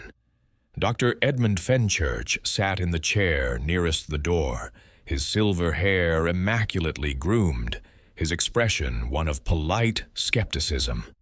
Beside him, Constable Marsh perched on the edge of his seat, his face the color of old ash, his hands clasped tightly in his lap. Ruth Greaves had chosen a position near the window, her dark eyes fixed on Dr. Fenchurch with an intensity that made me uneasy. The Reverend Blackwood sat with his head bowed, lips moving in what might have been prayer. Mrs. Hartwell from the village shop had somehow inserted herself into the gathering, representing the community, she claimed, and occupied a chair near the back, her sharp eyes missing nothing. Mr. Briggs, the landlord, hovered near the door, uncertain whether he was participant or servant. I took my position standing beside the fireplace, ready to assist Poirot if needed. The clock on the mantel showed 3 minutes past 8. Poirot entered. He moved with deliberate slowness, allowing every eye to follow him as he crossed to the hearth. His evening dress was immaculate, his patent leather shoes gleaming, his mustaches waxed to perfect points. He surveyed the assembled company with an expression of grave courtesy. "Mesdames et messieurs," he began, his voice carrying clearly through the hushed room. "I thank you for attending this gathering. I regret the irregular nature of my summons, but the matter before us is of such gravity that it could not wait for conventional channels. Get on with it, Poirot." Dr. Fenchurch's voice was smooth, controlled. "Some of us have patients to attend to." "Indeed, Doctor, you have always been most conscientious in attending to your patients." Poirot permitted himself a thin smile. "But tonight, I ask for your patience. For tonight, we speak not of the living, but of the dead, of Thomas Hartley, murdered at the Crossroads 20 years ago, of Samuel Greaves, hanged for that murder though innocent of the crime, and of Agnes Whitmore, silenced 3 days past because she dared to seek the truth." A murmur rippled through the room. Mrs. Hartwell leaned forward eagerly. "Mrs. Whitmore died of heart failure," Fenchurch interrupted. "I certified the death myself. There was nothing suspicious about it."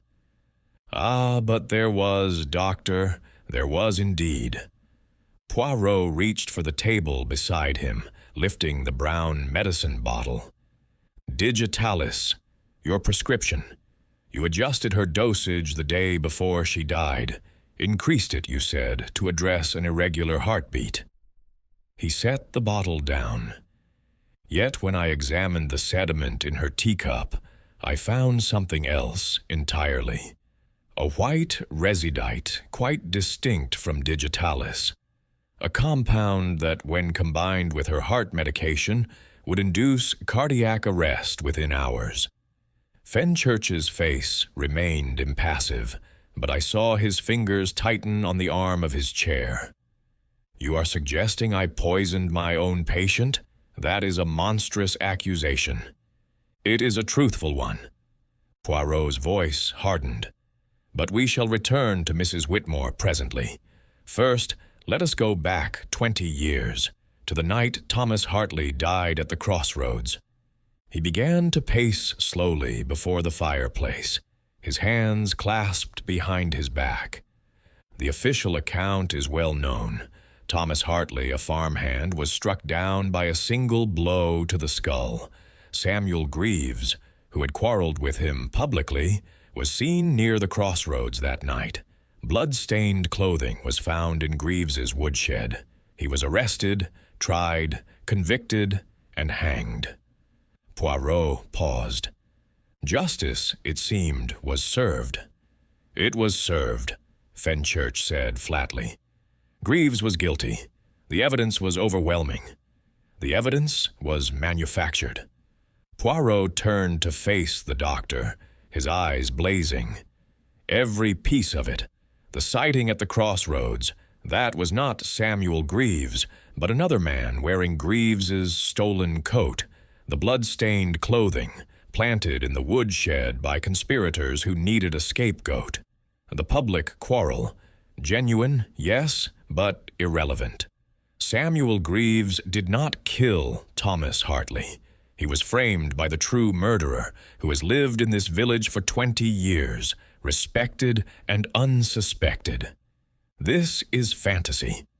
Fenchurch rose from his chair. "I will not sit here and listen to—" "You will sit, Doctor." Poirot's voice cracked like a whip. "You will sit and you will listen, and when I have finished, you will answer for your crimes." Something in Poirot's tone, some absolute authority, stopped Fenchurch mid-motion. He sank back into his chair, his urbane mask beginning to crack. "Let us speak of motive," Poirot continued. "Thomas Hartley was a handsome man, charming, attractive to women. He conducted affairs with several married ladies of the village, including, Doctor, your wife, Eleanor." A gasp from Mrs. Hartwell. The vicar's head bowed lower. "You discovered the affair. You confronted Hartley. You offered to pay his gambling debts in exchange for his departure from Thornwick." Poirot reached for the yellowed envelope, on the table. "I have here a letter written by Thomas Hartley to your wife, never sent. In it he describes your offer. He also describes your reaction when you confronted him." Poirot unfolded the letter and read aloud. "He knows everything, Eleanor.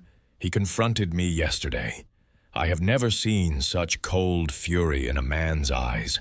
Edmund is a dangerous man, more dangerous than you know. Do not trust him, Eleanor. Do not trust him." The room had gone utterly silent. Fenchurch sat motionless, his face a mask of stone.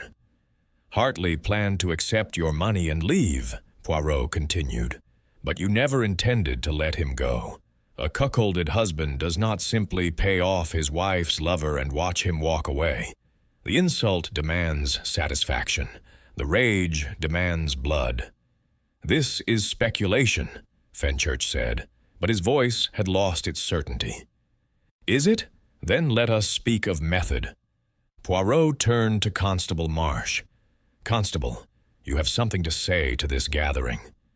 Marsh rose slowly, his legs unsteady. He did not look at Fenchurch as he spoke. 20 years ago, my mother was dying. Dr. Fenchurch treated her, saved her life. I was grateful. I would have done anything to repay him." His voice cracked. "He asked me to help with a problem. I didn't know what he meant until it was too late." "Tell them what you did, Constable." Marsh's eyes closed. "I waited at the Crossroads that night. I wore Samuel Greaves's coat. The doctor had stolen it days before. When Hartley came walking down the road, I struck him with a stone. One blow." His voice dropped to a whisper. "Then I ran, left the coat behind, went home and waited for the signal." "The signal?" "The church bell, at midnight. Dr. Fenchurch had arranged for it to be rung. A private memorial," he told the sexton. "But it was really a confirmation. When I heard the bell toll, I knew the doctor was satisfied. I knew there was no going back." "And the blood-stained clothing found in Greaves's shed?" "The doctor provided it. I planted it during the search." Marsh finally looked at Fenchurch, and in his eyes was the accumulated hatred of 20 years. "He made me a murderer. He made me condemn an innocent man to the gallows, and he's held it over me ever since." Fenchurch laughed, a cold, contemptuous sound. "The word of a self-confessed killer? This is your evidence, Poirot? Marsh is obviously deranged. He's invented this entire fantasy to—" "To what, Doctor?" Poirot interrupted. "To implicate himself in murder? To confess to a hanging offense? No, this is not fantasy.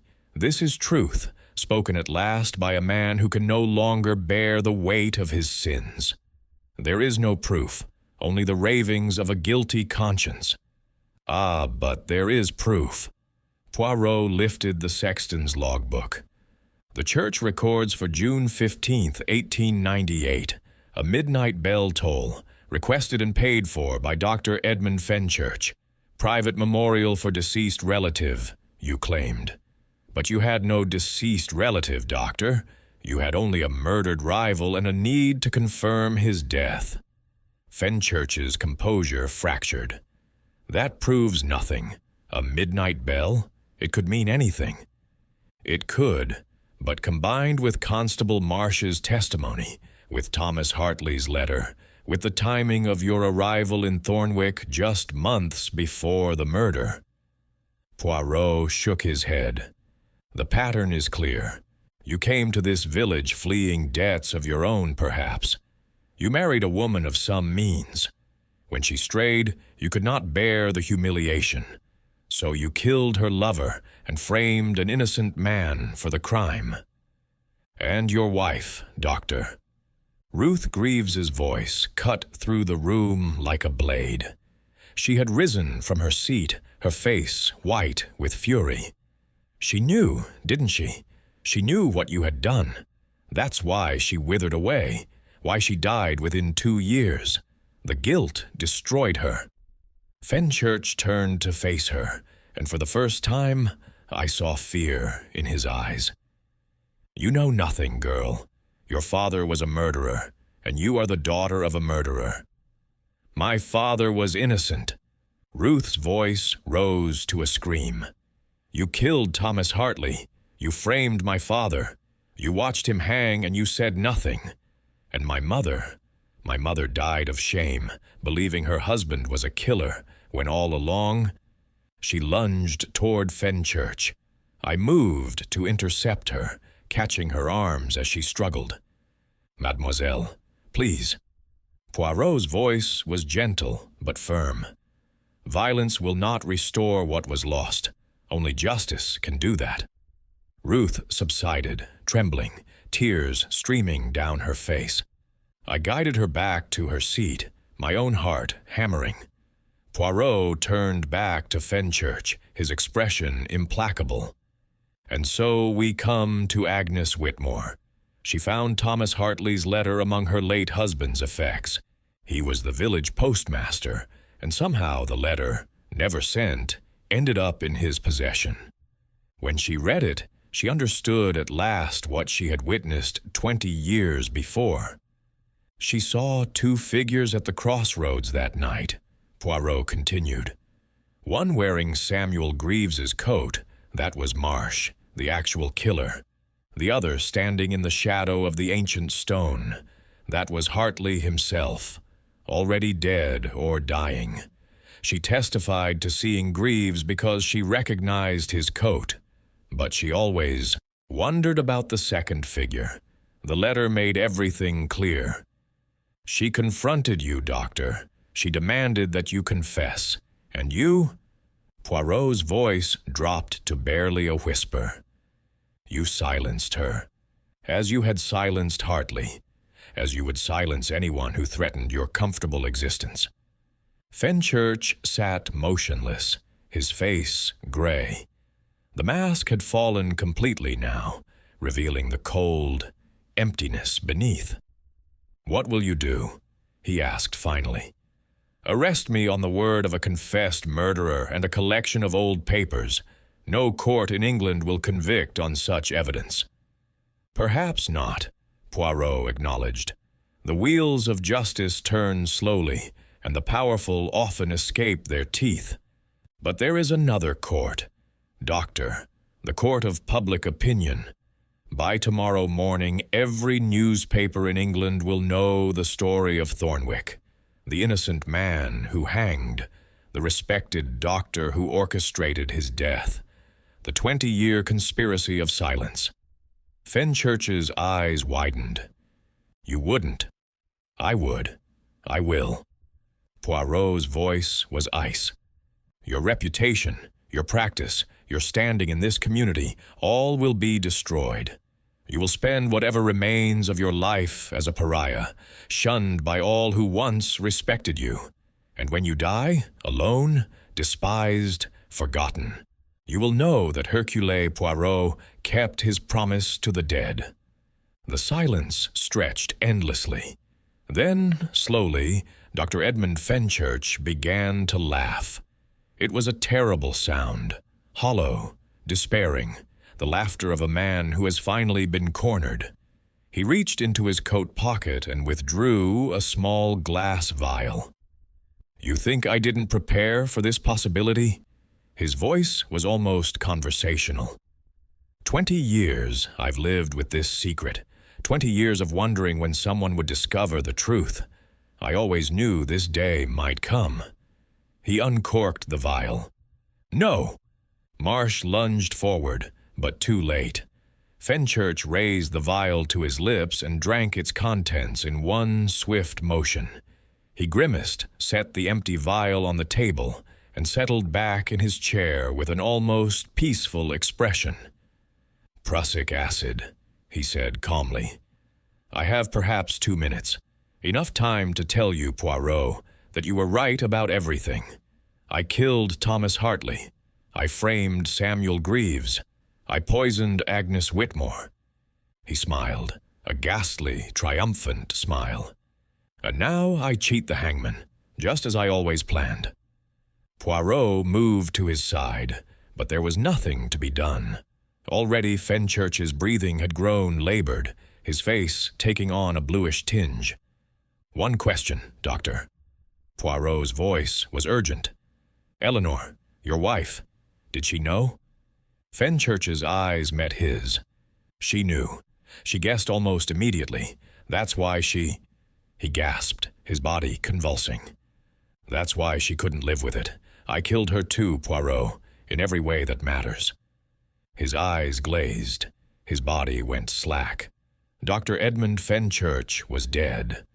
The aftermath was chaos. Mrs. Hartwell screamed. The vicar fell to his knees in prayer.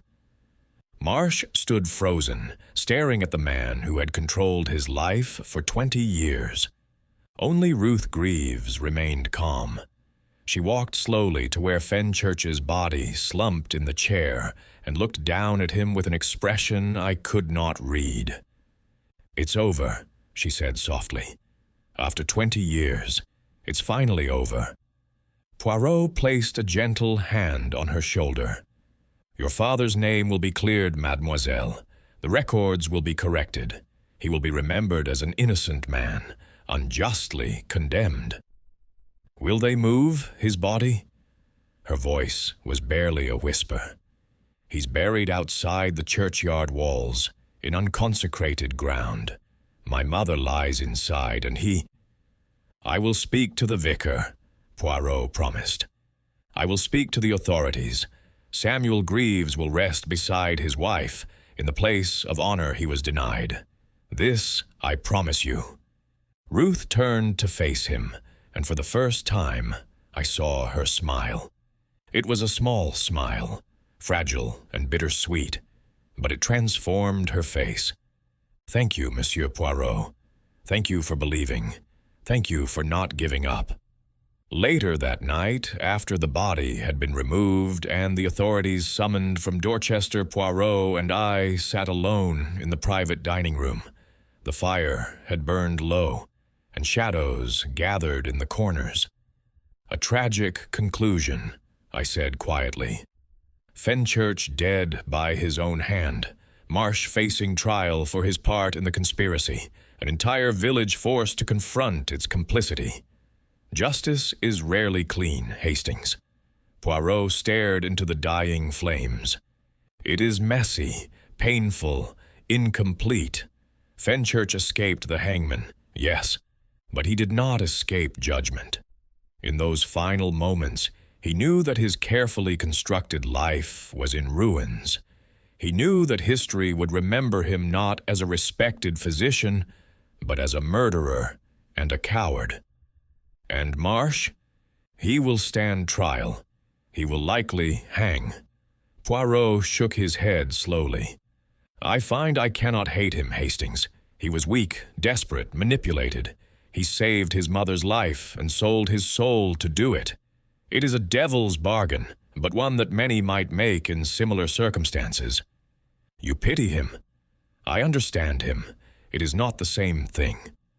Poirot rose, moving to the window. Outside, the village of Thornwick lay dark and silent, its secrets finally exposed to the light. The true villain was Fenchurch, the man who exploited Marsh's desperation, who framed an innocent man, who poisoned a dying woman to protect his secret. Marsh was the weapon. Fenchurch was the hand that wielded it. And Agnes Whitmore? She died trying to expose the truth. She did. Poirot's voice softened. A brave woman, Hastings. For 20 years, she carried the weight of doubt. She testified against Samuel Greaves, believing she spoke the truth. When she realized her mistake, she could have remained silent, protected herself, lived out her final days in peace. Instead, she chose justice. She chose truth. And she paid with her life. You kept your promise to her. I kept my promise. Poirot turned from the window, and I saw weariness in his face. the exhaustion of a man who had seen too much of human darkness. But the dead cannot hear our promises, Hastings. They cannot feel our vindication. Agnes Whitmore, Samuel Greaves, Thomas Hartley, Eleanor Fenchurch, they are beyond our reach now. We can only speak for them. We can only ensure that their stories are told truly. He retrieved his hat and coat from the stand by the door. Come, mon ami, let us leave this place. Thornwick has suffered enough. It is time for the village to begin healing, and for Hercule Poirot to return to London, where the little grey cells may rest until they are needed again. We departed the wheat sheaf into the cool night air. The stars blazed overhead, and in the distance I could just make out the dark shape of the crossroads, where the ancient stone stood sentinel over so much tragedy. "Poirot," I said as we walked toward our waiting car, "do you believe in redemption? After everything we've seen, the lies, the murder, the conspiracy of silence, do you believe this village can ever truly heal?" Poirot considered the question as we reached the car. He opened the door, then paused, looking back at the sleeping village one final time. "I believe, Hastings, that truth is the first step toward healing. Tonight, Thornwick confronted its truth. The path forward will be painful. There will be shame, recrimination, perhaps more tragedy. But the poison has been lanced. The wound can now begin to close." He climbed into the car, settling into the seat with a sigh. "And Ruth Greaves?" I asked, starting the engine. "What becomes of her?" "She will rebuild her life. Her father's name is cleared. The shame that has shadowed her for 20 years is lifted at last." Poirot smiled faintly. "I suspect, Hastings, that she will leave Thornwick. There is nothing to hold her here now, only ghosts and memories. She will go somewhere new, start afresh, perhaps find happiness at last. And if she doesn't, then at least she will know the truth. And truth, mon ami." Poirot closed his eyes, weariness overtaking him at last. "Truth is the foundation upon which all healing is built. Without it, we are merely treating symptoms. With it, we can finally address the disease." The car pulled away from the wheat sheaf, leaving Thornwick behind. As we passed the crossroads, I slowed, looking at the ancient stone where Thomas Hartley had died and Samuel Greaves had been condemned. In the starlight, I could almost see them, the ghosts of the past, finally at rest. "Goodbye," I murmured. "May you find peace at last." And Poirot, half asleep beside me, whispered, "Amen, Hastings, amen." Epilogue.